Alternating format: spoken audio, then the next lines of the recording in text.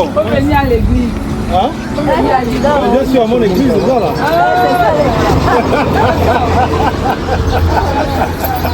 Un peu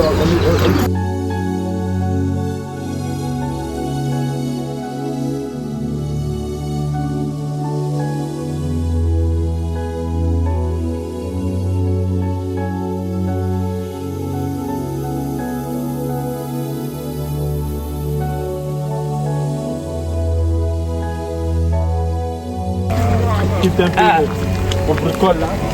Je n'ai pas eu le temps d'aller. Oui, mais voilà justement. Justement, le fait à l'église, il y avait toujours de leçons d'enfants.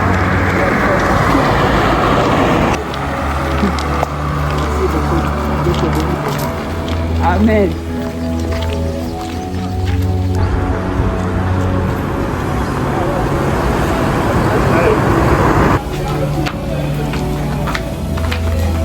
Caméraman.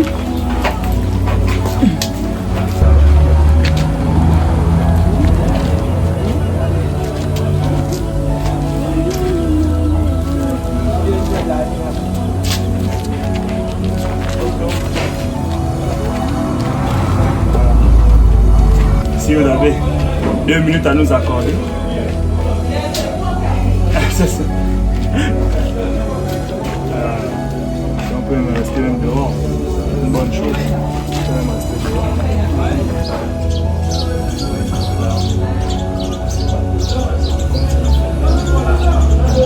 On n'est pas venu. C'est ce qu'on approche. C'est que le Seigneur nous inspire de faire. C'est au nom de Dieu qu'on le fait. On sait que les gens sont par exemple là vos problèmes qui ne sont pas de problèmes. Mais ce qu'on veut, c'est apporter le message de la vie. C'est Dieu qui nous a créés, c'est Dieu qui nous a donné la vie. C'est Dieu qui nous a donné la force. Là aussi, moi je te fais mon témoignage. Moi je suis jeune homme, mais j'ai pas eu cela 4 ou 5 ans. C'est dans cette expérience, dans cette épreuve, que le Seigneur s'est révélé à moi. Je vivais pensant que c'est vrai à Dieu, mais pour moi, ce n'est pas moi le fait. On fait les choses, on vit la jeunesse, mais on ne se pose pas forcément les bonnes questions. C'est quand tu es au bord de la mort que tu te poses réellement les vraies questions. Jusqu'au point où mon père qui m'a engendré m'a dit, là, je veux vivre pour toi. Donc j'étais maintenant seul dans mon état. Il fallait maintenant que je croie, je manifeste la foi. Et c'est ce qui s'est passé. La parole de Dieu qui a fait que aujourd'hui je suis comme je suis. Là on est là, on ne se connaît pas, on ne connaît pas forcément notre passé, notre histoire. Chacun a une témoignage. Moi ce que j'ai vu, c'est ça. Parce que Dieu a besoin des jeunes comme nous pour servir. Il a besoin de ça. Alors je ne sais pas si tu es déjà réalisé, si tu es déjà dans une église, ça je ne sais pas. Genre tu reviens de l'église, on est là. En général les dimanches, c'est ce qu'on fait chaque dimanche. Parce que c'est un commandement d'aller apporter la parole, le message de son frère et de son prochain. C'est ce que Dieu nous demande, c'est un commandement. Je pense que tu connais la parole du Seigneur, dit allez-y, faites toutes les disciples, toutes les nations des disciples. Quand il dit ça, est-ce qu'il dit faites si vous pouvez? Non, allez-y, ça veut dire que c'est un commandement. Normalement, quand tu es là, si tu connais certaines choses, tu vois que ton frère est dans le groupe, peut-être que tu ne connais pas. Donc, allez justement apporter la vie. Quand nous on part souvent on se rencontre beaucoup. Et le plus souvent, c'est souvent les chrétiens qui aussi. Soit c'est un faux pasteur, soit c'est un faux frère ou une fausse sœur qui font que beaucoup de gens viennent que Dieu va dire. Vous allez en semaine aussi, vous avez des choses en semaine ici. Non, là-bas. C'est aussi la semaine de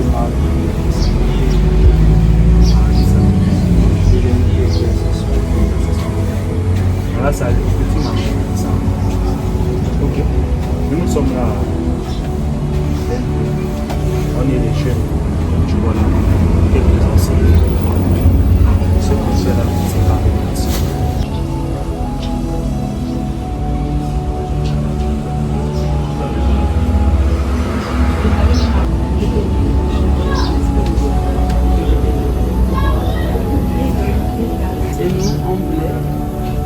on souhaiterait que tu viennes même assister ensuite on peut venir t'accompagner après le culte parce qu'il y en a aussi des frères qui habitent quelque part dans le secteur. Vous pouvez venir te chercher ici. Tu assistes au culte, tu écoutes ta parole, tu participes à l'intercession, tu pries aussi. C'est comme ça. Donc, si tu es d'accord, demain on est là, on a le culte, on a 18h jusqu'à 20h. Si tu veux, c'est plaisir de force pas les jours, on fait juste le travail que Dieu nous a donné.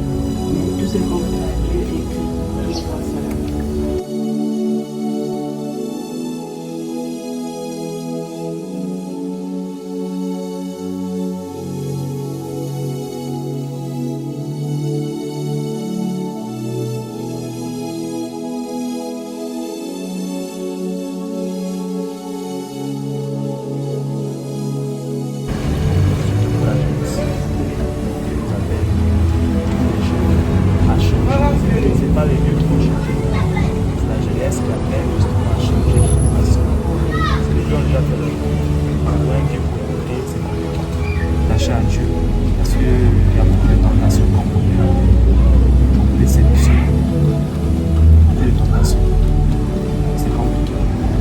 La vie est un choix, une décision à prendre. Tu peux marcher avec des gens, mais toi tu as ta vision. Et justement, c'est la vision de Dieu qui est importante.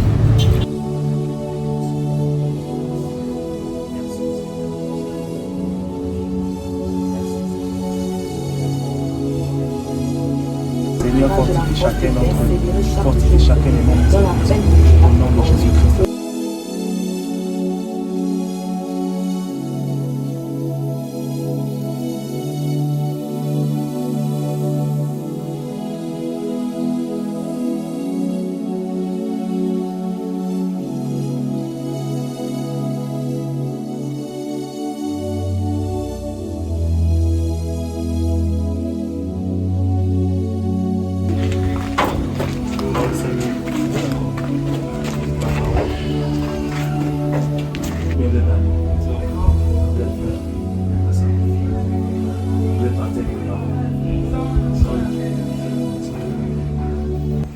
On ne sait pas ce qui nous attend après ça. Comment ça? Comment ça tu sais pas ce qui nous attend? Moi je suis baptisé, puis Ouais, on ne ouais. sait pas. Non, on est d'accord. Vous avez quel âge pour ça? Il ne sait pas. Pourquoi? Et donc tu peux pas effectivement aller faire quelque chose que tu ne connais pas. Ça là c'est une bonne réponse. Même la réponse que j'attends. Vous savez que c'est une question de piège. Et ce qui est sûr, c'est que là vous partez là-bas, on vous prêche la parole. Vous allez avoir depuis combien de temps? Oh, ça fait longtemps. Ah bon, depuis petit. Oh, on a Et jusqu'alors là, tu ne sais toujours pas. C'est pas aussi tous les dimanches. Ah, mais on vous a déjà au moins parlé de sexe au baptême. On t'a parlé, mais. Oh, ça fait longtemps. Mais c'est pas récemment, là, c'est depuis. Moi j'avais oublié. Ah, c'est quand tu avais envie de te baptiser que tu suivais les cours du baptême. Oui, mais au début. Tu avais Et une puis après, motivation. dès le début c'était juste bon non, c'est baptisé, c'est bien, des trucs comme ça. Et puis après on ne sait pas vraiment expliquer. Donc Non, mais vous avez on ne peut pas s'enchaîner dans un truc comme ça. Le baptême, c'est pas une blague, c'est pas un jeu. Mais ce que je peux aussi te dire, c'est que il n'y a pas de préparation à avoir dans le sens où il n'y a pas de. En fait, c'est comme quand tu es convaincu de quelque chose. Tu vois, non? Personne ne peut t'enlever la conviction. Tu vas maintenant faire la chose. En fait, c'est un acte de repentance. Ça veut dire quoi? C'est un acte que tu fais pour montrer aux yeux de tout le monde que tu veux changer de vie et servir le Seigneur. C'est uniquement ça le baptême. Tu vois. Ça, mais derrière ça, ça a une signification spirituelle. Ça, mourir pour le monde, ça veut dire quoi? Tu ne fais plus les mauvaises actions. Donc ça veut dire quoi? Le péché ne domine plus sur toi. C'est ce que ça veut dire le péché quand même. Le péché, ça veut dire quoi? Le péché, il y a beaucoup de péchés.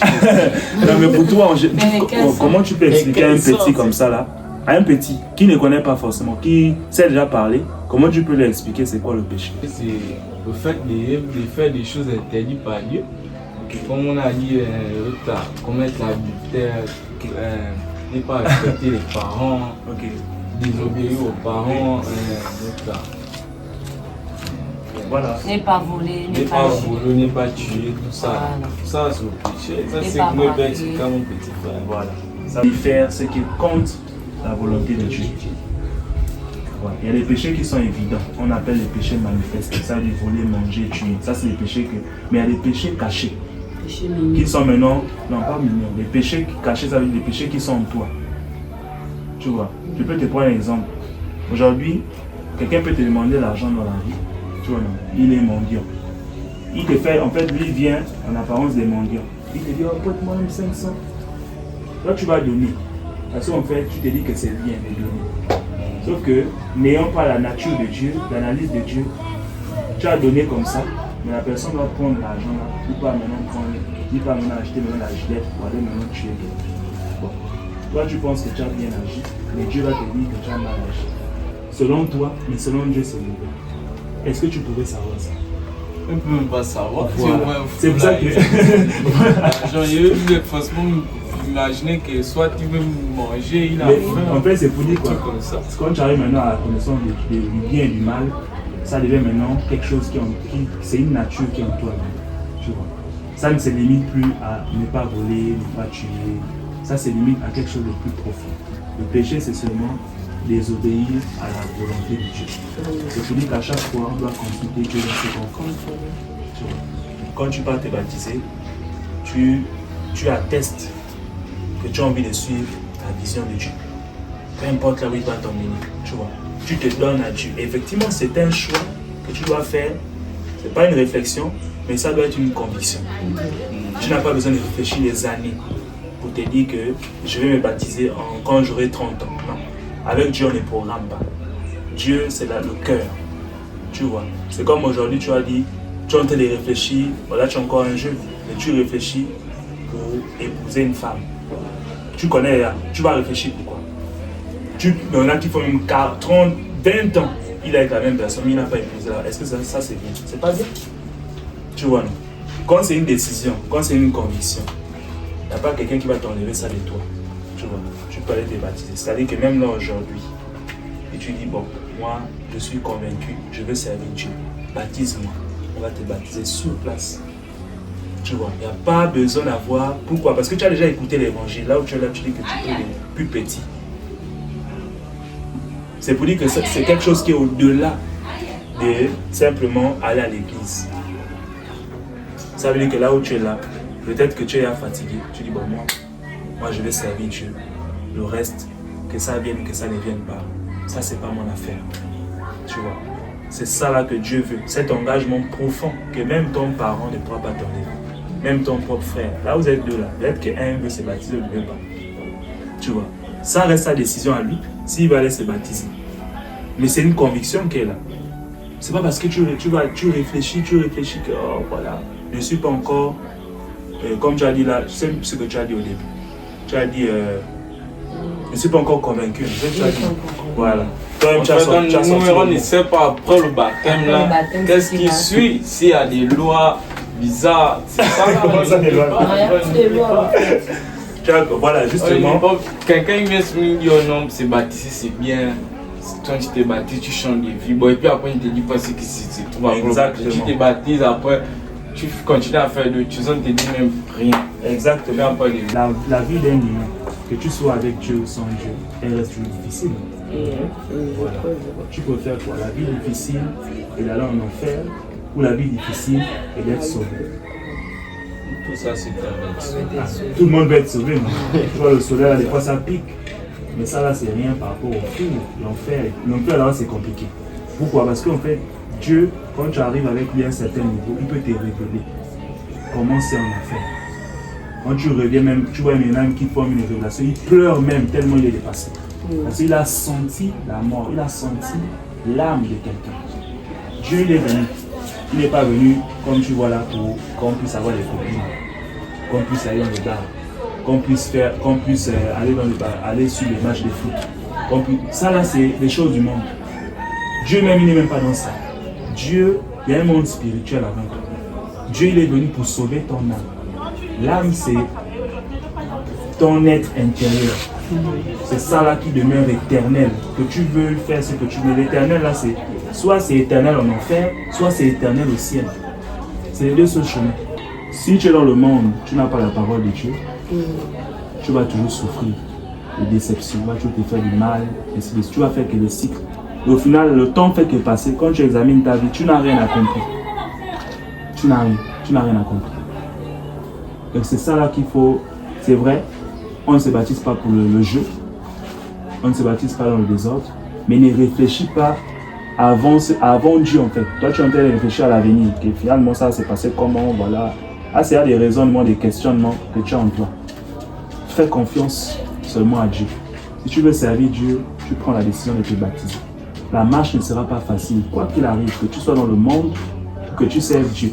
Mais sauf que quand tu sers Dieu, Dieu te donne la connaissance pour dominer sur les épreuves du monde.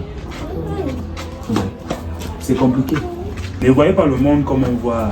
C'est vrai, vous êtes des jeunes, on est passé par là. Mais ce que je suis sûr, c'est que tu dois réfléchir. Vous devez réfléchir. On nous a parlé du baptême. Réellement, c'est quoi le baptême? Tu dois qu'à poser la question. Toi-même, tu pries. Vu que vous allez à l'église depuis, vous priez. Priez dans votre chambre que là, il faut que je sache un peu le problème en question. Est-ce que ce qu'on m'a dit là, c'est faux ou c'est vrai?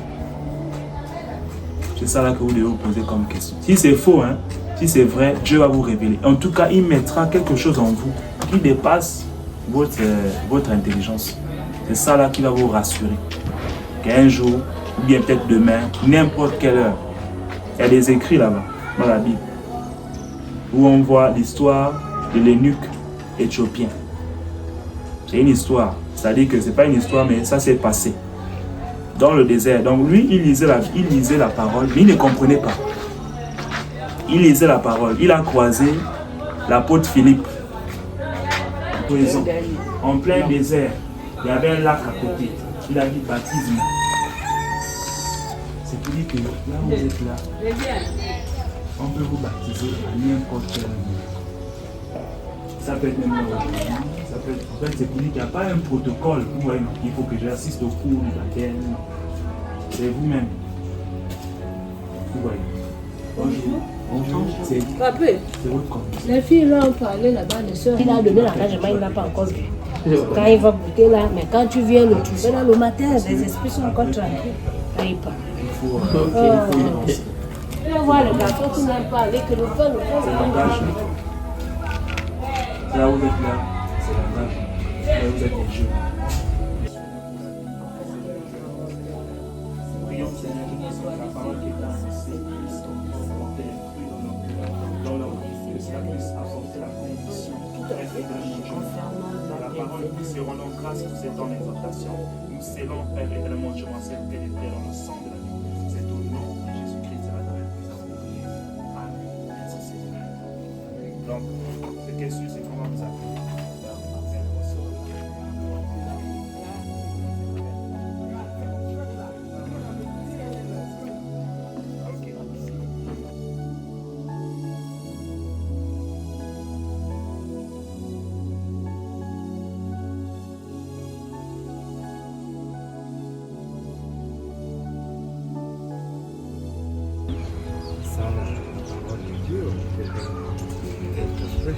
Et en fait, là où on est même là, on n'a même pas de pasteur qui nous a dit de faire comme ça. Le seul pasteur, c'est le Saint-Esprit. C'est lui qui nous a dit de faire comme on est en train de faire. Et ça fait maintenant depuis quasiment 2019-2020. Et on est là, en train de marcher, en train d'apporter la bonne nouvelle. On prie chez les gens, on rencontre des frères, on prie avec les frères. Et là, nous sommes dans une cellule de prière de Bellevue, en face du lycée Lionel Magical. Mais ce que je nous dis, c'est que ce qui est important en fait, c'est de faire par la vision de Dieu. C'est là où on voit la manifestation de l'Esprit Saint, par la vision de Dieu. Et malheureusement, nous on se rend compte qu'aujourd'hui, ce qui cause l'apostasie, et qui cause l'abandon de la foi, c'est les chrétiens eux-mêmes. C'est les scandales qu'il y a dans les églises. C'est ça là qui fait que aujourd'hui, le il y a un diable manque ne de peut foi. non plus aller chercher Voilà, hors des c'est ça. Il va dans l'église. C'est un peu dommage. Parce que ceux qui sont déjà dehors là, Ouais. ceux-là c'est déjà arrivé. C'est ça. Donc, il faut chercher à corrompre, à déjà combattre. ceux qui sont dans l'église pour qu'ils reviennent avec. Mais si tu es un fils appelé, quel que soit ce qu'il peut faire, personne ne va. C'est ça. Donc c'est un peu Bon, si... Bon, malgré je ne suis pas sur place. Ah, ok. Il n'y a pas de... Là, j'étais en venir, là, je pars déjà dans le combat. Ah, pour la mission de Dieu, ou bien pour le travail? Non, là, c'est le travail. Le travail, ok. Donc, je ne suis pas sur place. Ok, non, il n'y a pas de souci. C'est pas... Ce qui est sûr, c'est que c'est une joie toujours de voir Non, j'aime quand on parle de Dieu. Enis? Donc, ça vraiment. Que Dieu vous bénisse sa propre. Amen. Enis? Moi aussi, il bénisse aussi votre maison. Parce que c'est pas donné à n'importe qui. Non. On va chercher Baruch de Messie chez tout le monde.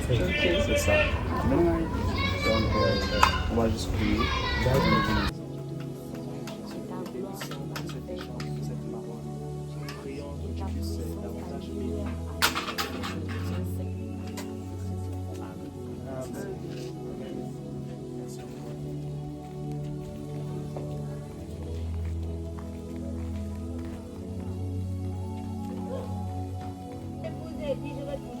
C'est un témoignage, je vais toujours. Mon père était diable, je vous explique l'histoire. Il était chantre à Bethanie. Je priais à Bethanie. Là, ça commence. Mon père était diable. Après le pasteur de Bethanie, c'était mon père. Dieu nous a retournés, nous a contournés, je ne sais même pas pourquoi il nous a contournés. On a perdu notre petit frère. J'ai perdu. Nous, c'est famille en Christ. C'est la famille en Christ. Tu es dans sa maison, tu ne manges pas. Tu ne pars pas à l'église. Tu dois laver tes habits le vendredi. Quand tu reviens de cours, le vendredi, samedi, on est en brousse. Dimanche, c'est lui qui part. Quand il vient dans une école, il part dans sa maison. C'était comme ça. Il vit jusqu'aujourd'hui. Lui aussi, il n'est plus, je ne sais pas. C'est que c'est parce qu'on est quitté avec ma mère. Nous aussi, on est venus lui quitter de notre maman. Et lui, il est resté. Lui, il a marié. Moi, ma famille, mon père et ma mère. On est là, ici, c'est le travail. Tu connais. Voilà, je suis avec les personnes. Mais j'ai abandonné. J'ai en 2013. Sincèrement. Donc quand les gens passent là, je dis à elle, non, je dis non. Et vous êtes baptisé, je pense. J'étais en plein. J'étais la fille du diacre dans l'église, en plein. C'est lié, l'abandon de la foi est lié à la mort. C'est autre chose. Bon, c'était à cause de ça que le Seigneur ne nous a pas avertis. On était en plein, on était, tu vois, un peu genre un rêve. En fait, moi je voulais, je voulais un signe quoi. Un signe avant que c'est ça. Voilà. Tu vois un peu, même à l'église, qu'on puisse sincèrement, personne ne cite jamais, personne ne dit pas, personne ne dit. Donc, tout le monde est en plein, le pasteur est là, machin est là, papa est là, j'ai quitté. Donc, on ne savait pas qu'un jour, mon petit frère devait nous quitter comme ça. Ce qui est sûr, c'est qu'on va toujours perdre un moment. Il n'y a pas, en fait, si je peux dire, c'est vrai que l'accident, c'est une mort subite. Quand on regarde l'histoire des Job, je pense que vous connaissez l'histoire des Job, comment Job a perdu toute sa famille, jusqu'à ses propres enfants, jusqu'à ses propres biens, jusqu'à sa propre gloire terrestre. Mais ce qui était important dans l'histoire de Job, c'est quoi? Il s'est accroché jusqu'au bout à Dieu. Donc, là où vous avez besoin de la consolation par rapport à ce qui s'est passé. Et que le Seigneur vous fortifie. Et le problème, c'est que vous avez pris une décision un peu en bout de Joseph. Joseph, c'était un jeune homme plus jeune que nous, vers les 16 ans. Il allait, on l'a envoyé jusqu'en prison. Joseph a fait 10 ans de sa vie derrière les barreaux. Joseph comprend l'histoire. Donc, il s'est accroché. En fait, c'est la souffrance là que Dieu a permis qu'il s'accroche définitivement à Dieu et qu'il abandonne. Il y aura les autres. Là, c'est un événement que vous savez. Il peut y avoir d'autres événements, peut-être pire que celui-ci. Mais Dieu nous appelle à être inébranlables dans la foi. Ça, c'est ce que Dieu nous appelle. Là, aujourd'hui, ça peut m'arriver, c'est que je dis là, je suis en train de parler. Il faut vivre la chose aussi, comprendre. Et ce que je sais, c'est que peu importe ce qu'on perd, si on a la foi, on a tout gagné. Que ça m'a quand même plus donné la force de continuer. Parce que le souhait de ma mère de l'avoir pour le décès, c'était que je continue à servir. Et ça, c'est pas moi. Il faut persévérer dans le but. Je ne sais pas pourquoi elle me disait ça. Mais juste que ce n'était pas parce que je croyais directement la dépression. Je croyais même que j'ai vu la dépression. Ensuite, à mes frères et soeurs, à cause de et la force qui m'a pris, ce n'était pas facile. On n'a pas vu la chose venir. Elle est morte dans mes bras. Je ne sais pas ce que ça fait quand ta mère décède dans les bras comme ça. Elle a laissé un garçon de 7 ans, 8 ans, un petit garçon, ils sont 7 fils. Parce qu'on est 7 filles, on n'a qu'un seul garçon et il est petit. Je n'ai pas abandonné, j'ai grandi avec elle. En fait, c'est moi plus qu'elle aimait plus que les autres. Il m'a égal le mal que ça fait. Que ta mère te laisse, tu grandis avec elle, et ton sexe avec elle, tout ça. Les enfants, on la enlève la vie comme ça. Ça fait que je continue à persévérer par la foi. C'est ce que Dieu m'a dit. Donc si tu retournes, je En fait, ce qu'elle veut dire là aussi, c'est que Dieu n'est pas censé nous avertir de la mort de nos proches. Pourquoi? Parce que ça peut même faire en sorte. Il peut être le responsable de ta foi. De ta foi, c'est le Père. Parce que c'est. Dieu parle par les signes. Il parle par les signes. Ça veut dire quoi? Peut-être que Dieu avait déjà parlé. Mais une négligence, je peux dire, ou plutôt, il n'y avait pas quelqu'un pour interpréter. Peut-être que Dieu avait parlé aussi, pas forcément à vous, mais à quelqu'un de l'église. Voilà. Sauf que la personne, peut-être que par peur de donner le message, il n'a pas voulu, il a gardé la chose pour lui. Parce que Dieu, il peut révéler les choses qui te concernent à quelqu'un.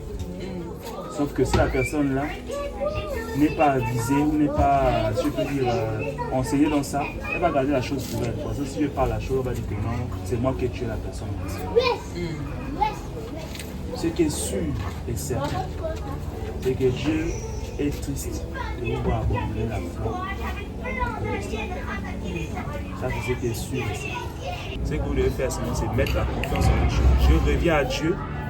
Je donne d'abord mon cœur. Il me console sans le savoir ou sans le vouloir. Il va me révéler le problème en question qui s'est passé. Ça là, c'est ma conviction qui est comme ça. C'est comme ça que moi je vois la chose. Mais si vous abandonnez le combat, vous n'allez jamais savoir pourquoi. Vous n'allez jamais savoir qu'est-ce qui s'est passé. Mais il y a un problème qui s'est passé. Je ne peux pas vous donner les détails parce que je ne sais pas forcément ce qui s'est passé. Vous êtes accroché à la foi, comme on dit, accroché au Seigneur. C'est lui qui console ceux qui ont le cœur brisé. C'est le Seigneur lui qui console ceux qui ont le cœur brisé. Tout est possible. Comme elle vous a fait son témoignage, elle a donné sa mère. Elle est en pleine évangélisation. Il y a d'autres témoignages comme ça. Il faut maintenant reprendre confiance en Dieu. C'est ça que Dieu veut. Reprendre confiance en lui. Servir Dieu sans aucune arrière-pensée. Vous allez voir. On est là. Dieu va révéler le problème qui s'est passé. C'est juste qu'aujourd'hui, il n'y a pas de justification. Dieu va vous révéler ça. Il faut venir à lui avec un seul cœur. Il faut venir à lui avec un seul cœur. Et il nous utilise comme il a fait ça. Sauf qu'il faut suivre la vision. La vision de Dieu. C'est ce qu'il faut suivre. l'œuvre de Dieu, c'est 199%, c'est quand tu sors de l'église. C'est là où on voit, mais c'est là où tout commence. Quand je dis l'église, je parle de l'église bâtiment. Parce que réellement, l'église, c'est nous. C'est notre corps. Là, on peut dire, regardez, on n'a pas fait comme un culte. Là, c'est comme si on était maintenant à l'église, on est assis. Et pourtant, c'est pas qu'on a dit que l'église du Saint-Esprit, l'église interne et alliance chrétienne. Non. Partout là où on part, c'est l'église qui part avec nous. Parce que nous sommes l'église. C'est que le Seigneur a dit, ce ne sera plus ni sur la montagne, ni à Jérusalem, mais en tout lieu, nous adorerons le Père en esprit et en vérité. C'est-à-dire que là, vous pouvez chanter ici. Les gens vont venir s'asseoir, on va écouter ce que vous êtes en train de faire. Oui. Vous voyez que l'église, c'est pas pour dire, je n'ai pas appris à l'église, hein, que forcément, je ne suis pas chrétien. Non. Vous pouvez même prier à la maison. Vous pouvez retrouver votre relation avec Dieu ici à la maison. C'est-à-dire que nous, on peut très bien dire, ah, si on prend votre numéro, un bon jour on dit, on vient faire le culte ici. On vient maintenant prier ici. Ça là, c'est possible. Ouais, Comment moi je vais parler? C'est la manière de faire qui n'est pas bien. En fait, c'est vrai que ce n'est pas une situation approuvée par Dieu. Maintenant, le contexte, la manière dont il a dit ça, c'est pas bien. Manque de sagesse. Il n'a pas gardé. Je peux dire en fait, c'était une confession. C'était pas à lui maintenant de venir exposer ça. C'est vrai que sa femme, comme vous avez dit, le pasteur, ils sont mariés, ils sont une seule chair. Donc, forcément, il peut lui dire, mais il y a même des choses de l'église qui n'a pas forcément, je peux dire, le droit de dire. C'est manque de sagesse. Et souvent, l'ennemi passe aussi par ça. Et celui qui veut divorce, celui qui répudie sa femme, lui donne une lettre de divorce. Sinon, il l'expose à devenir adultère. Mais ce qui est sûr, normalement, quand on se marie, selon Dieu,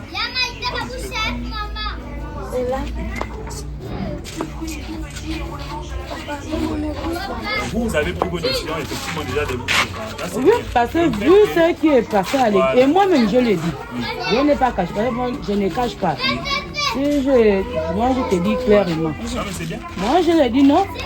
Apparemment, donc ça là, bon, lui il s'est marié, c'est un étranger, à cause des papiers.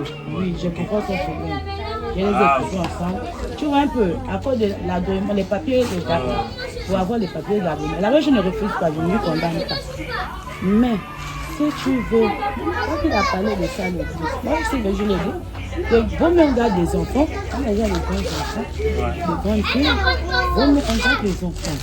Parce qu'apparemment, sinon ton mariage va nous bloquer, parce que c'est condamnable déjà de faire.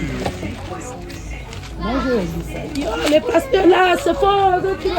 J'ai dit, en tout cas, c'est moi qui parle à l'église. Nous, tu partais à l'église, tu as rendu la Bible à Dieu.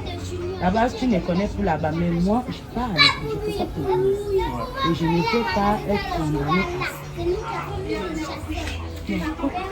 C'est ça, en fait. Parce que là, parce que les gens vont toujours parler. On vont dire que donc ça c'est pas une relation, donc un faux chrétien, là c'est une fausse chrétienne, on n'est pas appelé à cause d'un sujet. Alors que normalement, vous devez être au-dessus de ça. Au-dessus de ces choses-là. Parce que comme je peux dire tout à l'heure, c'est pas parce que quelqu'un te parle de Dieu que forcément il est avec Dieu. Ça, il y a déjà ça. Parce que même le diable connaît la parole mieux que l'être humain. Il sait comment faire pour disperser les âmes. C'est ça le but de l'ennemi. Son but c'est ça. Son but c'est seulement. Il ne peut. S'il n'arrive pas à te tuer, physiquement, il va tuer ta foi. Ah, c'est ce que le diable dit. Il sait que s'il a tué ta foi. Il peut passer par une sœur, il peut passer par. Maintenant, c'est à toi de discerner. Voilà pourquoi le Seigneur nous parle beaucoup dans les derniers temps là. On doit prier pour avoir le discernement et le don de la foi. Les deux là. C'est surtout ça qui est important dans les temps là. Parce qu'on va voir de tout. On verra de tout dans ce monde, dans l'église. Des scandales et des scandales. Maintenant, Dieu dit quoi? Qu'il y aura beaucoup de choses qui vont se passer. Il y aura les faux prophètes, il y aura des scandales qui vont arriver. Mais maintenant, toi, tu fais quoi? Tu dis, parce que ça par là-bas. Est-ce que tu suis ça ou tu me suis moi?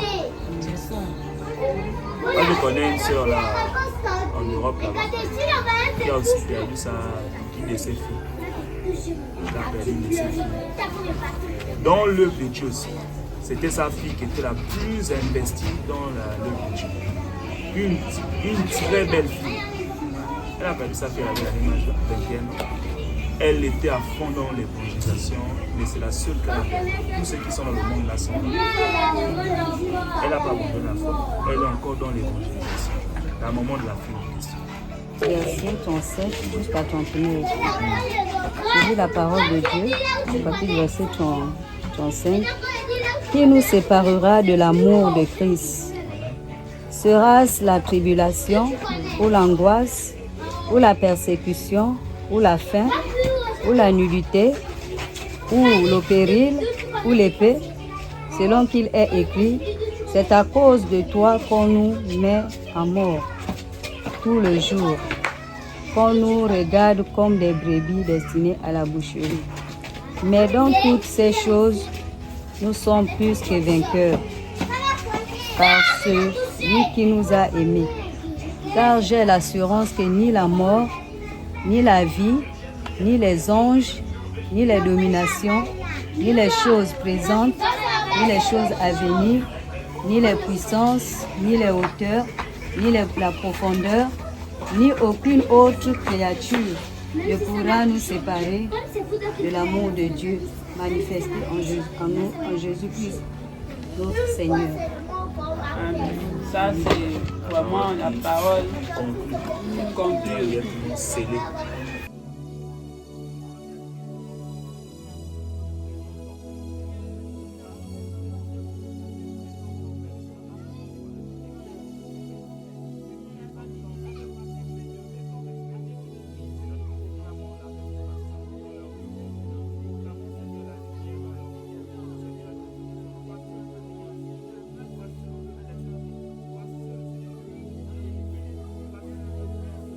Dans le sang de l'agneau, c'est au nom de Jésus-Christ de Nazareth que nous venons ainsi de prier. Amen. Amen. Là, c'est ce qui est sûr. On fait ça. Dieu nous a inspiré aussi. Pas grand-chose.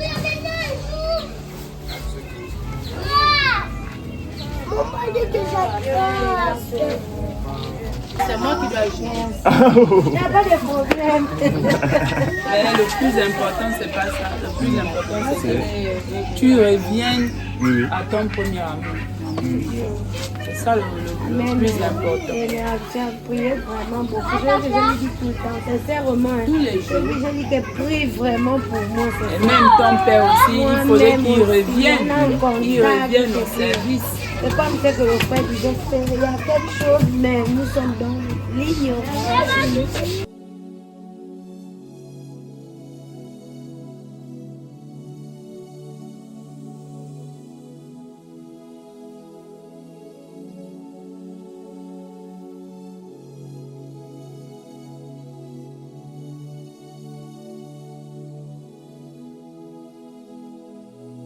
Est-ce que vous croyez au Seigneur? Est-ce que vous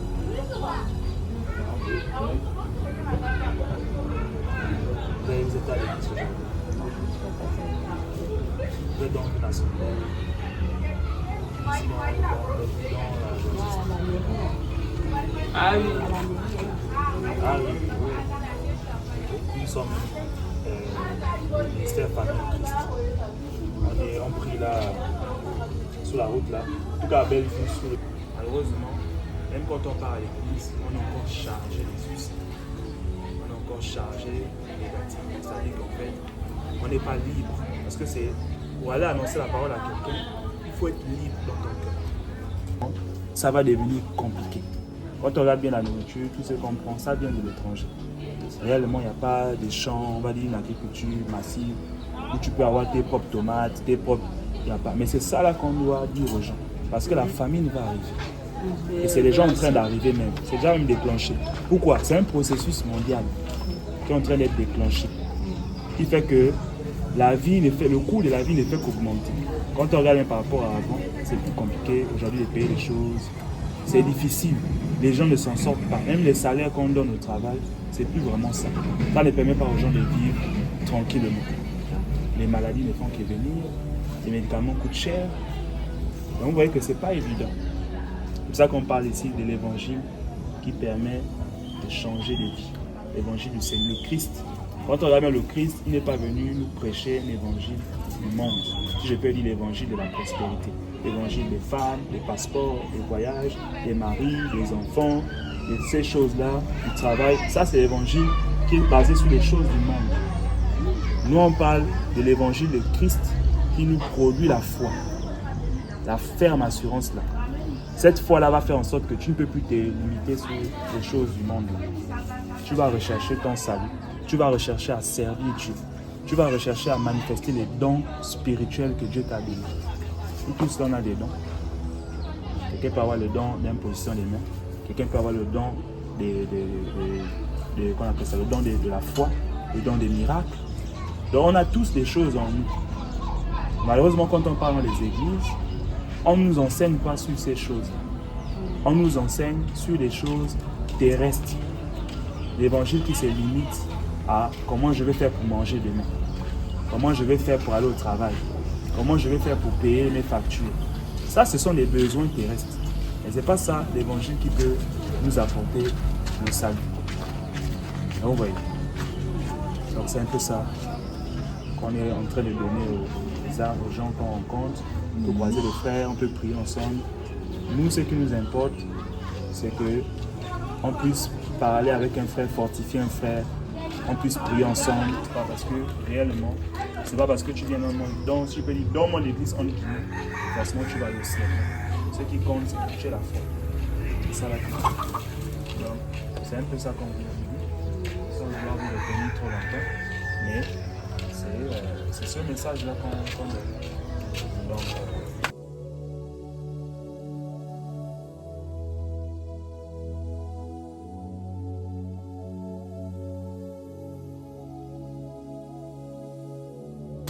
donc ça c'est une œuvre que le Seigneur nous a plutôt inspiré de faire quand on visite nos maisons.